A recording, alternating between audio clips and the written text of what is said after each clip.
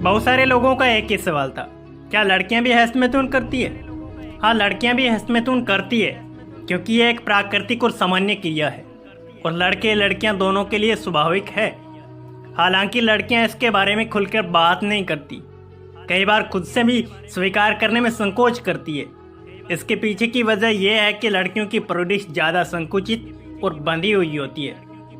लड़कियां हस्तमैथुन करती है, उनमें से कई ऐसा करने के बाद में खुद पर शर्मिंदगी महसूस करती है।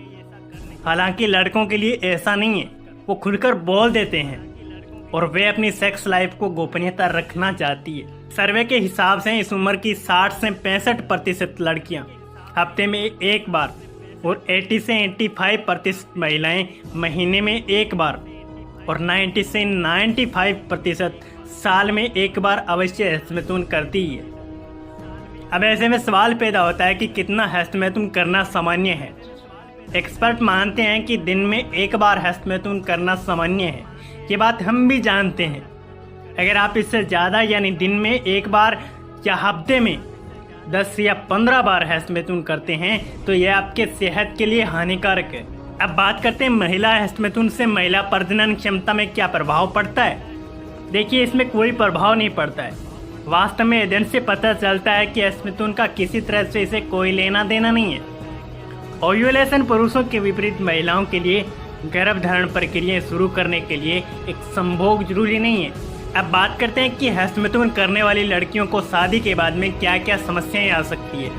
पुरुषों द्वारा हस्तमैथुन करना आम बात है, लेकिन आपको ये जानकर बहुत ज़्यादा हैरानी होगी कि महिलाएं भी अपनी यौन उत्तेजना को शांत करने के लिए अक्सर हस्तमैथुन करती है। कई लड़कियां शादी से पहले रोज हस्तमैथुन करती है, जिनके कारण उन्हें शादी के बाद कई तरह की समस्याओं का सामना करना पड़ता है। ये सामान्य सी बात है कि चाहे लड़का हो या लड़की हो, हस्तमैथुन करने से उनको शादी के बाद में समस्याएं पैदा होगी।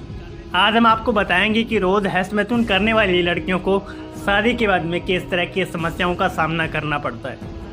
हस्तमैथुन करने वाली लड़कियों को शादी के बाद में ये साइड इफ़ेक्ट्स होते हैं और वो 100% होंगे।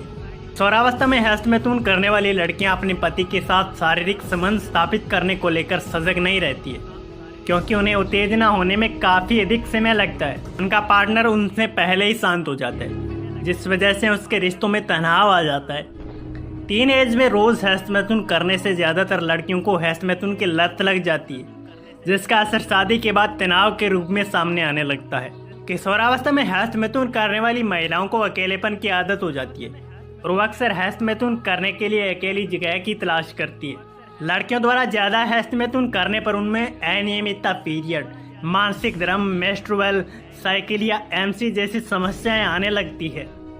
किशोरावस्था में हस्तमैथुन करने वाली लड़कियों के गुप्तांग में सूखापन आ जाता है, योनि में खुजली, दर्द जैसी समस्याएं होने लगती है। हेमोचूरियन सत्री में होने वाली एक तरह की बीमारी है।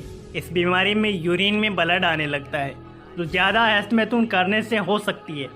इस बीमारी में महिलाओं का यूरिन गाढ़ा हो जाता है, उसमें रक्त की कमी आ जाती है, गंध आने लगता है। गुप्त रोग विशेषज्ञों के मुताबिक हस्तमैथुन की वजह से इस रोग के लगने की आशंका बढ़ जाती है।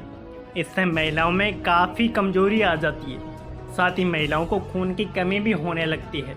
जो महिलाएं किशोरावस्था में हस्तमैथुन करना शुरू कर देती है, उन्हें शादी के बाद अपने पति के साथ संभोग करने के दौरान ज़्यादा अच्छा अनुभव नहीं होता। इसका मुख्य कारण है कि पति के पेंशन में वो कड़वापन नहीं मिलता जो महिला को सेक्स टॉय या अन्य चीज़ से हस्तमैथुन करने पर मिलता था। इससे वह अपने पति के साथ संबंध बनाने से बचने लगती है। इस वजह से उनका शादीशुदा जीवन प्रभावित होने लगता है। अंत में सबसे अहम बात यह है कि किशोरावस्था में हस्तमैथुन करने से महिलाओं में यौन इच्छाएं कम होने लगती है। रोज हस्तमैथुन करने पर उन्हें संभोग से ज़्यादा मज़ा नहीं आता, जिससे उन्हें सेक्स की चरम सीमा या चरम सुख आर्गजम तक पहुंचने में बहुत ज़्यादा दिक्कत होती है। अपने पति के साथ सेक्स करने में उन्हें कम समय तथा यौन आनंद कम मिलता है, जिससे वह असंतुष्ट रह जाती है और फिर कई स्त्रियां अपनी यौन संतुष्टि के लिए हस्तमैथुन करने का एक समय सेट कर लेती है। यदि उस दौरान उन्हें अकेलापन नहीं मिलता है तो उन्हें तनाव होने लगता है, गुस्सा आने लगता है।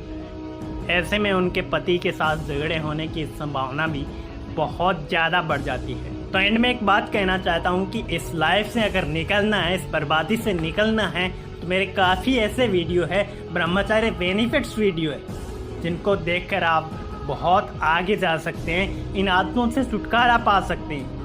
अगर आप इन आदतों से छुटकारा नहीं पाते हैं, चाहे लड़का हो या लड़की हो, तो आपकी लाइफ पूरी तरह से 5 या 10 साल में बर्बाद हो जाएगी। आपका काम में मन नहीं लगेगा, आपको बहुत ज़्यादा गुस्सा आने लगेगा। तो मेरे दोस्त, इस बीमारी से दूर होना है तो आपको कंट्रोल करना होगा खुद पर, अपने मन पर, तब जाकर आप इस ब्रह्मचर्य का पालन कर पाओगे।